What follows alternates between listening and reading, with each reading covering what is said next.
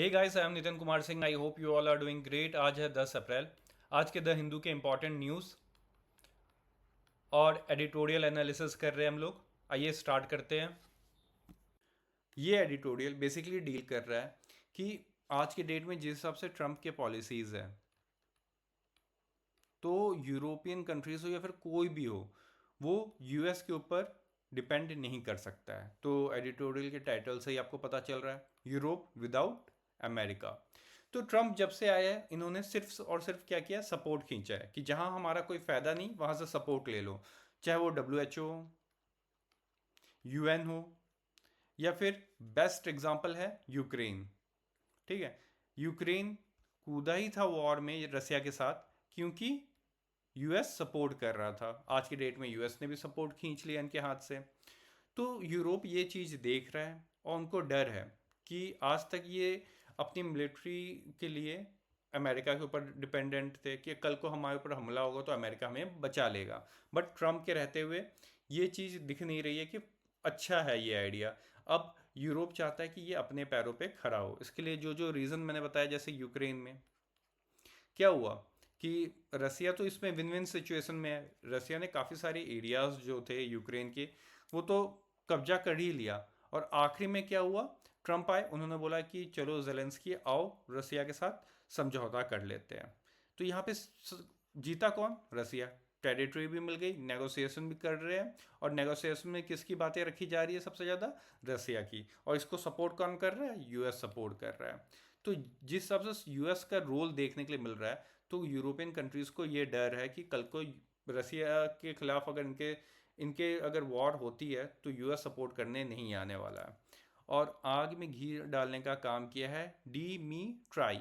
ये deputy chairman है कहाँ के, security council of the Russian federation के। इन्होंने एक्स पे आके, जो पहले ट्विटर था, इस पे आके ट्वीट कर दिया। एक बहुत खूबसूरत सा ट्वीट किया इन्होंने। इन्होंने कहा कि देखिए, आज की डेट में दो ही ग्लोबल पावर है। ठीक है, या फिर ये कह सकते हो कि पूरे वर्ल्ड में आज की डेट में जो भी हो रहा है वो कंट्रोल कौन कर रहा है, दो ही कंट्रीज कर रही है। एक है रसिया, दूसरी है यूएस।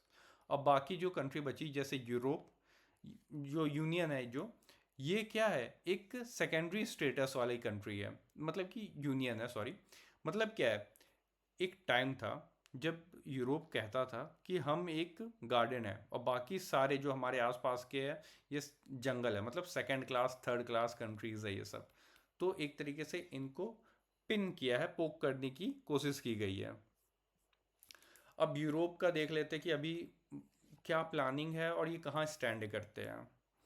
देखो, मिलिट्री कॉन्स्क्रिप्शन लाने की बात कर रहे हैं। कॉन्स्क्रिप्शन साउथ कोरिया में आपने देखा होगा कि एक पर्टिकुलर एज होता है, मतलब मान लेते हैं 18 साल। इसके बाद कुछ टाइम तक मिलिट्री सर्विसेज प्रोवाइड करनी होती है इस यंग जनरेशन को अपने देश के लिए। अब यूरोप क्यों चाहता है कि ये चीज़ करे, क्योंकि आज की डेट में यूरोप की जो पॉपुलेशन है वो काफ़ी ज़्यादा कम है और आर्मी प्रेजेंस भी बहुत ज़्यादा कम है। यहाँ पे ध्यान दे, इनकी जो ज़्यादा पॉपुलेशन है 25 से 29 तक है, और जो मैक्सिमम जाती है 50 से 59 तक है। मतलब ओल्ड हो रही है इनकी पॉपुलेशन। इसलिए इनको ये कॉन्स्क्रिप्शन वाली जो फिलॉसफी या फंडा है, इसको लेके आने की ज़रूरत इनको महसूस हुई है। यूरोपियन कंट्रीज़ के लिए कुछ नया नहीं था, क्योंकि इससे पहले क्रोएशिया और सर्बिया ये पहले से इंट्रोड्यूस करके रखा है ये चीज़। डेनमार्क, फिनलैंड, स्वीडन, ये सब कंट्रीज़ ये कॉन्स्क्रिप्शन का ही मतलब डिफरेंट वैरायटी में चीज़ें लेके आ रही है। मतलब कि आपको सर्विसेज प्रोवाइड करनी पड़ेगी, मिलिट्री में नहीं, अलग अलग सेक्टर्स में आप प्रोवाइड कर सकते हो। ठीक है, अब देख लेते हैं कि रोड मैप क्या है यूरोप का, कि आने वाले टाइम पे ये लोग कैसे कंट्रोल करने वाले हैं, इनका मेन गोल कैसे होगा। तो ये लेके आया है रेडीनेस 2030 प्लान। इसमें ये बताया जा रहा है कि 2030 तक आने आने से पहले हम लोग अपनी मिलिट्री फोर्सेस तैयार करेंगे। उसके लिए लगभग ये लोग खर्चा करने वाले हैं 872 बिलियन डॉलर आने वाले 4 सालों में। ठीक है, और जर्मनी इसमें की रोल प्ले करेगा। क्यों, क्योंकि यूरोप की कंट्रीज़ में सबसे ज़्यादा लार्जेस्ट इकोनॉमी किसी की है तो वो है जर्मनी की। तो वो यहाँ पे फंडिंग प्रोवाइड करने वाला है। बट इंटरनल मतभेद भी चल रहे हैं इनके अंदर। जैसे कि सबसे पहले ये जो रेडीनेस 2030 जो आप ये नाम देख रहे हो, इससे पहले इसका नाम था रीआर्म यूरोप। तो इटली स्पेन निकल के आते हैं और बोलते हैं भाई ऐसा नाम मत रखो। क्यों? क्योंकि हम नहीं चाहते कि ऐसा प्रोएक्टिव नाम रख करके हम रसिया को गुस्सा दिलाए, जैसे कि यूक्रेन ने किया था कि नहीं मैं तो नेटो का मेंबर बनूंगा, ज़बरदस्ती ये पीछे पड़ गया था कि नहीं बन के ही रहना है। तो ये वॉर आज की डेट में हम लोग देख रहे हैं। तो ये देखने के लिए मिल रहा है कि खुद यूरोपियन कंट्रीज़ के अंदर ही आज के डेट में मतभेद है किसी भी पॉलिसी को लेकर के। अब मिलिट्री प्रेजेंस देख लेते हैं, सबसे ज़्यादा किसकी है? इटली की है। सेकंड नंबर पे आपका आ जाता है फ्रांस, थर्ड नंबर पे है स्पेन, जर्मनी की बात करें ये फिफ्थ नंबर पे है। अब न्यूक्लियर पावर की बात कर लेते हैं। ठीक है, रसिया के पास न्यूक्लियर पावर था, यूक्रेन के पास नहीं था। रसिया ने हमला कर दिया आराम से। क्यों? क्योंकि उनको पता था यूक्रेन कुछ नहीं कर सकता। देखिए, पाकिस्तान निकल के आता है, बोलता है हम न्यूक्लियर वॉर कर देंगे इंडिया के खिलाफ, न्यूक्लियर दाग दाग देंगे इंडिया के खिलाफ। इंडिया क्या बोलता है? भाई हमारे पास भी न्यूक्लियर बम है। ठीक है, ऐसा सोचता भी मत, अगर आपने ऐसा स्टेप लिया तो हम क्या करेंगे आपके साथ। तो एक खौफ बनी रहती है। वो वाला यहाँ पे फंडा नहीं था रसिया के लिए, यूक्रेन के पास था नहीं, इसलिए हमला कर दिया। सेम जाता है आपका यूरोप कंट्रीज़ के पास। यूरोपियन कंट्रीज़ में सिर्फ, पहले की बात कर रहा हूँ, सिर्फ दो ही कंट्रीज़ के पास न्यूक्लियर पावर था। एक था फ्रांस, दूसरा था ब्रिटेन। तो ब्रिटेन तो ब्रेग्जिट कर लिया, यूरोपियन यूनियन से बाहर निकल गया। आज के डेट में कौन बचा है? सिर्फ फ्रांस बचा हुआ है इनके पास। ठीक है, और किसी कंट्री के पास न्यूक्लियर वॉरहेड नहीं है। तो जर्मनी का प्लान है, जर्मन चांसलर का प्लान है कि वो ये जो दो कंट्रीज़ है फ्रांस और ब्रिटेन, इनकी हेल्प से अपने बाकी जगहों पे भी, मतलब बाकी कंट्रीज़ जो है इसके, वहाँ पे न्यूक्लियर कैपेसिटी डेवलप कर सके। जो पीएम है पोलैंड के, उन्होंने तो एक स्टेप आगे निकल के बोला देखो तुम्हारा नहीं पता बट हम लोग खुद अपना न्यूक्लियर वॉरहेड तैयार करेंगे। फ्रांस इसमें अपना लीडरशिप निभाना चाहता है कि देखो, जर्मनी आपको बोल रहा है फंडिंग प्रोवाइड करेगा, जो मिलिट्री प्रेजेंस है और पावर है और ये न्यूक्लियर पावर आपको बनना है ना, इसमें मैं आपको सपोर्ट करूंगा। इवन कल को कोई हमला भी कर देगा ना, तो उसके खिलाफ मैं खड़ा रहूंगा आपके लिए। बट प्रॉब्लम ये नहीं है, रसिया के पास आज के डेट में 6000 वॉर हेड्स है, और अगर मैं कंबाइन कर दूं फ्रांस और ब्रिटेन को, तो कुल मिला के सिर्फ और सिर्फ 500, कहाँ 6000 और दूसरी तरफ 500, तो अभी बहुत पीछे है यूरोपियन यूनियन रसिया रसिया के कंपैरिजन में। देखिए, रसिया हमेशा से चाहता था कि यूरोपियन यूनियन से बना के रखे। इस इन्होंने दो अप्रोच भी लाए थे पिछले, अगर हिस्ट्री में देखा जाए। एक है हेलसिंकी गोल। हेलसिंकी गोल क्या कहता था कि कॉमन यूरोपियन होम बनाया जाए, कॉमन यूरोपियन होम बनाया जाए। मतलब रसिया बोला, उस समय यूएसएसआर था, उन्होंने बोला कि देखो आप यूरोपियन यूनियन यूएसएसआर मिलकर के एक साथ रहते हैं और यूएस को हटाओ, भाड़ में गया वो, उसको हम लोग कोई सपोर्ट नहीं करेंगे, हम लोग उससे दूर ही रहेंगे। दूसरा है याल्टा गोल। याल्टा गोल बेसिकली ये कहता था कि जो कंट्रीज़ रसिया के आसपास है वो रसिया उसको देखेगा, उसका इन्फ्लुएंस रहेगा। जो यूएस के आसपास है यूएस उसको देखेगा, यूएस का इन्फ्लुएंस रहेगा। ठीक है, ये दो पिछले कुछ हिस्ट्रीज में ये दो लेके आए थे अप्रोच। ठीक है, आज की डेट में अगर देखें रियलिटी क्या है, तो दोनों में से कोई भी फुलफिल नहीं हो पाया। ठीक है, कोई भी, हाँ यहाँ से कोई भी फुलफिल नहीं हो पाया। रीज़न क्या है? जो रसिया के आसपास वाले कंट्रीज़ है वो नहीं चाहते कि रसिया का इन्फ्लुएंस रहे उनके ऊपर। दूसरा, यूक्रेन के बाद कोई भी यूएस के साथ सपोर्ट नहीं चाहता कि यूएस हमारे साथ रहे या फिर यूएस को हम सपोर्ट करें, इसका कोई भरोसा नहीं है। ठीक है, तो सब लोग यूएस से भी दूर भाग रहे हैं, क्योंकि यूएस का क्या एक ही तो मोटो है कि हमारा इंटरेस्ट कौन फुलफिल कर रहा है। ट्रम्प भी तो यही बोलते हैं, कहाँ मेरा फ़ायदा होगा वहीं पे मैं अपनी एनर्जी और मनी इन्वेस्ट करूँगा। अब देख लेते हैं रसिया और यूरोप के कंपैरिजन। ठीक है, कंपैरिजन देख लेते हैं कि क्या ये जो यूरोप का माइंडसेट है कि हम लोग आने वाले टाइम पे मिलिट्री फोर्सेस तैयार करेंगे, क्या ये वो हासिल कर सकते हैं। तो देखिए, आज की डेट में 350 मिलियन पीपल है यूरोप के पास और 16 ट्रिलियन डॉलर की ये जीडीपी है इस कंट्री के पास। दूसरी तरफ रसिया है, 140 मिलियन लोग हैं और 2.2 ट्रिलियन का जीडीपी है। तो ऑब्वियस सी बात है कोई बड़ी चीज़ नहीं होगी अगर ये लोग ईजिली अपना मिलिट्री फोर्स तैयार कर सकते हैं, यूरोपियन यूनियन।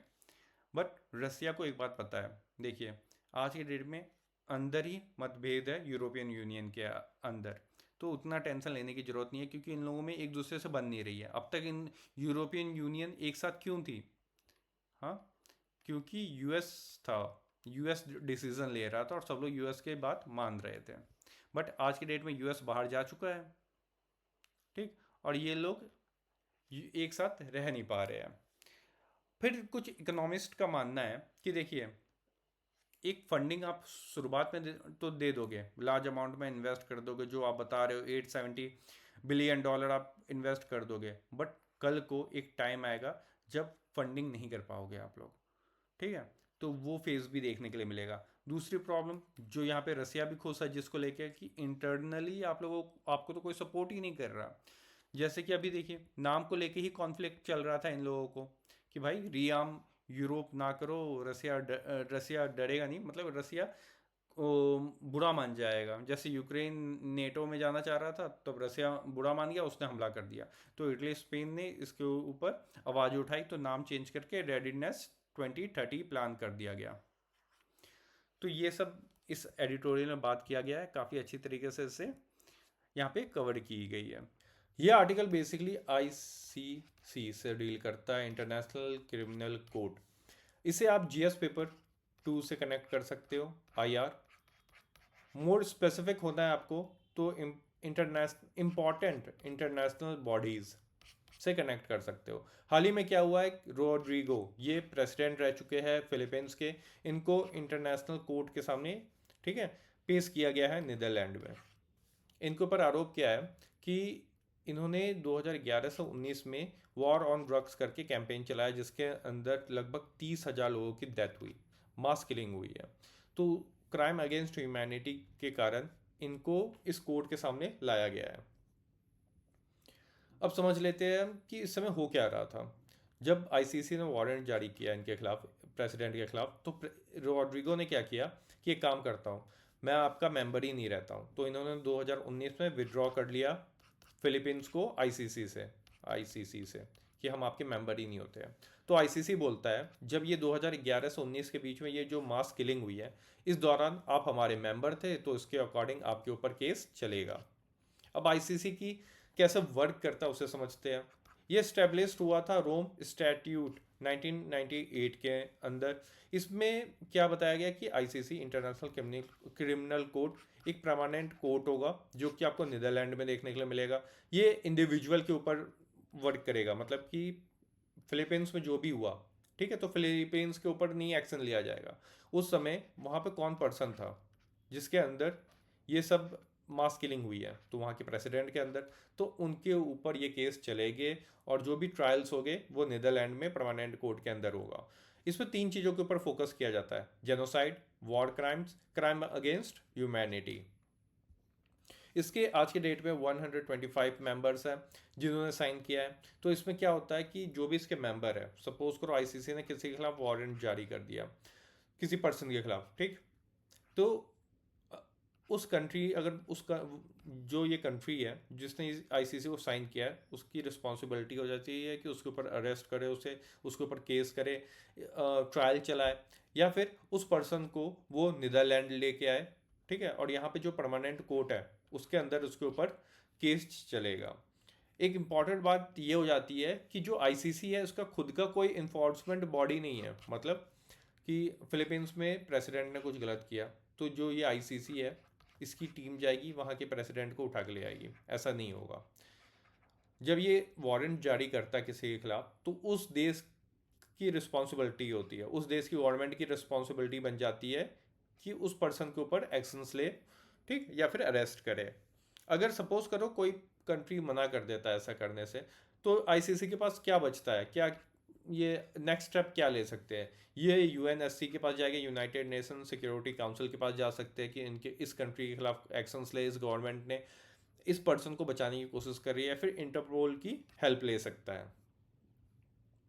चैलेंजेस क्या है आज की डेट में, देखो जब फिलीपींस के प्रेसिडेंट ने जब ये किया था उस समय वो पावर में थे, इस समय वो पावर में नहीं है, अपोजिशन पार्टी पावर में है, ठीक है, अपोजिशन पार्टी पावर में है। ऑब्वियसली बात है कि इनकी रॉड्रिगो के साथ बनती नहीं है। तो जैसे ही आईसीसी ने बोला कि भाई इसे हमारे कोर्ट में लेके आओ, तो फिलीपींस की अभी जो प्रेजेंट गवर्नमेंट है वो मान गई, हाँ ले जाओ इनको, ठीक है, अपोजिशन पार्टी का मेंबर ही नहीं रहेगा तो कैसा हमारे ऊपर खतरा रहेगा। तो एक तरीके से देखा जाए तो कोई इन्फोर्समेंट नहीं होता, मतलब कि कोई इंटाइटल नहीं है कि भाई आईसीसी ने अगर वारंट जारी कर दिया तो उसके ऊपर तुरंत एक्शंस लिया जाए, ठीक है। ये तो अभी प्रेसिडेंट के खिलाफ इसलिए हो पा रहा है फिलीपींस में क्योंकि वो पावर में नहीं है, तो लैक ऑफ इन्फोर्समेंट पावर है। मतलब अगर कोई मेंबर स्टेट है जिसने साइन कर रखा है तो उसके ऊपर मर्जी है कि जिसने आईसीसी की वारंट जारी किया है उसे एग्जीक्यूट करे या ना करे। दूसरा है जियो पॉलिटिकल इंटरफ्रेंस, मतलब यूएस, जो भी मेजर पावर है, रसिया, चाइना, इन लोगों ने इसे ना एक्सेप्ट किया ना इग्नोर किया है। आईसीसी को ना एक्सेप्ट कर रहे हैं ना इग्नोर कर रहे हैं। ये बोल रहे हैं आप जैसा काम कर रहे हो करो, हमें कोई मतलब नहीं है। बट आप जैसे कि पुतिन के ऊपर जो यूक्रेन वॉर हो रहा है, ठीक है, इनके ऊपर अरेस्ट वारंट जारी किया गया। तो रसिया ने बोला हम तो एक्सेप्ट ही नहीं करते, चाइना ने बोला हम एक्सेप्ट ही नहीं करते आपकी इस बात को, ठीक। और फिर बाद में आ जाती है यूएस। यूएस ने साफ साफ बोल रखा है आईसीसी को कि भाई साहब आप जो कर रहे हो करो, हमें कोई मतलब नहीं है। बट अगर किसी भी जो भी नेटो कंट्री है, नाटो कंट्री है, उसके ऊपर आपने कोई एक्शंस लिया तो हम आपके खिलाफ एक्शंस ले लेंगे। तो इसे डरा धमका के रखा हुआ है। और कई सारी कंट्रीज ने तो साइन ही नहीं किया, जैसे इंडिया हो गया, नॉर्थ कोरिया हो गया, हम लोगों ने तो साइन ही नहीं किया। और जैसे ही वो अरेस्ट वारंट जारी करता है तो ये जो भी इसके मेंबर्स कंट्रीज है 125, उन कंट्रीज़ में जिस पर्सन के ऊपर ये वारंट है वो जाना अवॉइड करता है कि मैं उस कंट्री में जाऊंगा ही नहीं जिन्होंने आप आईसीसी को मतलब कि आपका जो ट्रीटी है उससे साइन किया है, ना ही मैं आपकी कंट्री में जाऊंगा, ना ही आप मेरे को अरेस्ट कर पाओगे, बात ही खत्म, ठीक है। तो ये आर्टिकल था बेसिक सा। आई होप आपको अच्छा लगा होगा। नेक्स्ट आर्टिकल की तरफ देखते हैं। ये एडिटोरियल बेसिकली बात कर रहा है कि इंडिया और यूएस दोनों में ट्रेड डील हो रहा है, ठीक है। तो उसमें से सबसे इंपॉर्टेंट जो चीज़ है जो यूएस चाहता है इंडिया का, एग्रीकल्चर सेक्टर। क्यों? क्योंकि इंडिया का बहुत बड़ा एग्रीकल्चर सेक्टर है, ठीक है।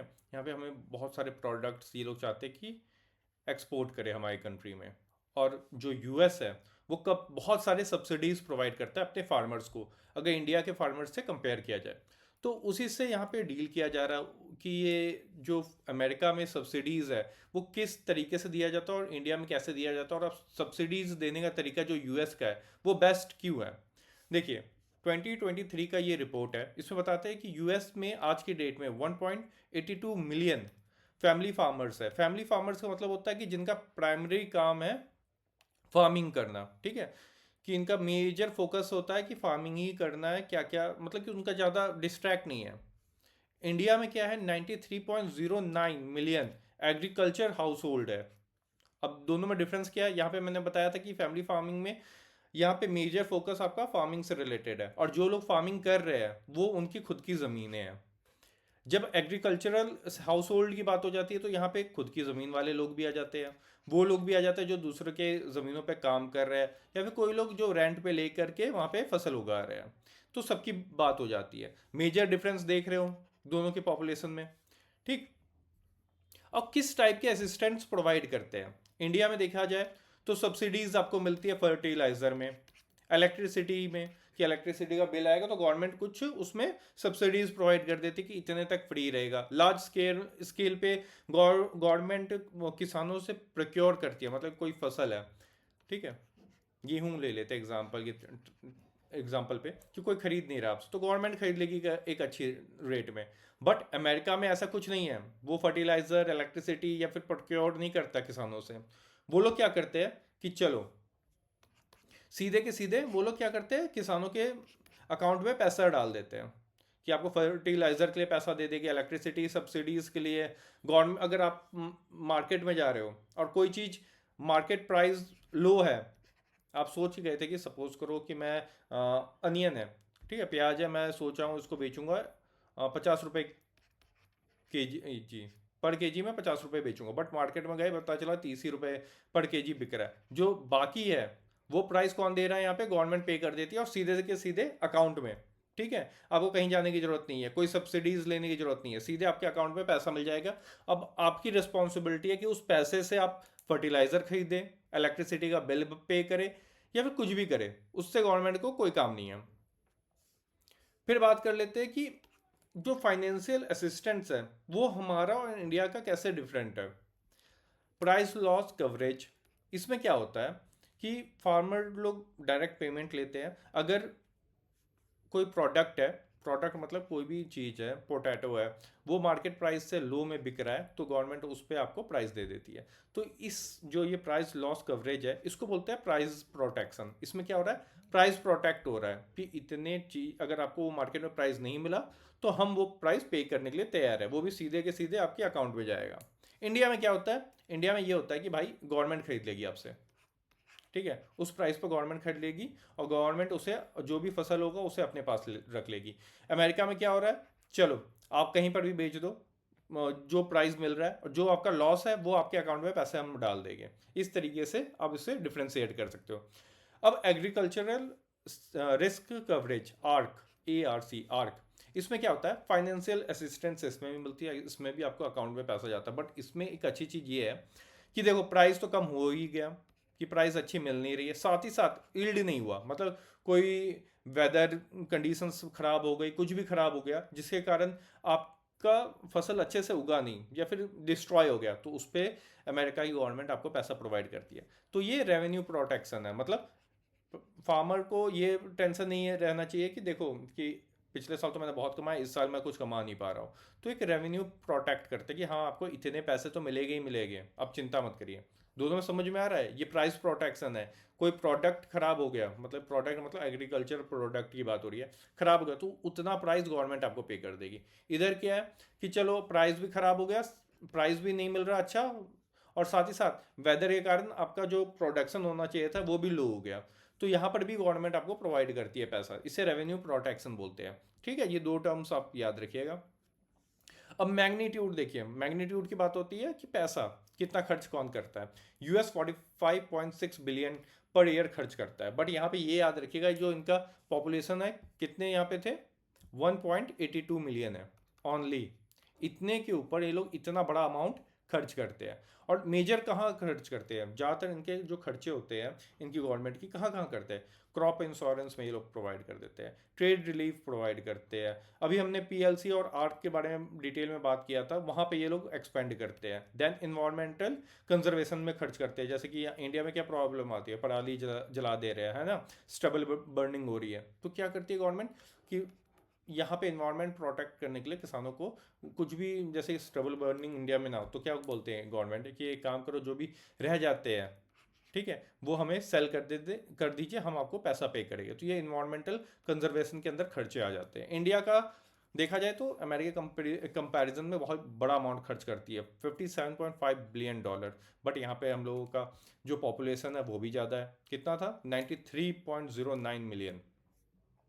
ठीक, सबसे ज़्यादा हम लोगों की गवर्नमेंट कहाँ खर्च करती है? ये याद रखिएगा कि सबसे ज़्यादा गवर्नमेंट हमारी खर्च करती है फर्टिलाइज़र पे। ठीक है, वहाँ पे सब्सिडीज प्रोवाइड करती है, सबसे ज़्यादा खर्चा यहीं पे होता है इंडिया का। दूसरे नंबर पे आता है PM किसान, याद है ना, एक साल में 6,000 रुपये मिलेगा किसानों को।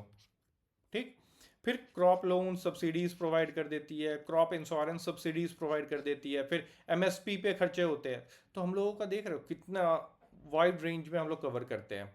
तो क्या होता है, जो पैसा एक बड़ा अमाउंट दिख रहा है ना, ये डिस्ट्रीब्यूट हो जाता है डिफरेंट जगहों पे। तो कई कई बार ऐसा होता है कि सब किसानों को ये जो बेनिफिट्स मिलने होते हैं नहीं मिलते। क्यों? क्योंकि एक अमाउंट है, ठीक है, कुछ पैसे हैं, जैसे 100 रुपये है। अब हर किसान को ये सारी फैसिलिटीज़ नहीं मिल पाती है। क्यों? क्योंकि ये 100 रुपये इतनी जगहों पर डिस्ट्रीब्यूट हो जाते हैं। आखिर में जब किसान जाता है बोलता है कि नहीं, गवर्नमेंट के पास पैसा नहीं है इस समय, अगले बार आइएगा, अगली बार जब फंड एलोकेट होगा तब सबसे पहले आप ही को मिलेगा। तो ये कई बार प्रॉब्लम्स देखने के लिए मिलता है। यहाँ पे देखिए कम स्कीम्स है, ठीक है, तो कम स्कीम्स होती है तो बड़ा अमाउंट होता है, इजिली डिस्ट्रीब्यूट किया जा सकता है। WTO क्या कहता है?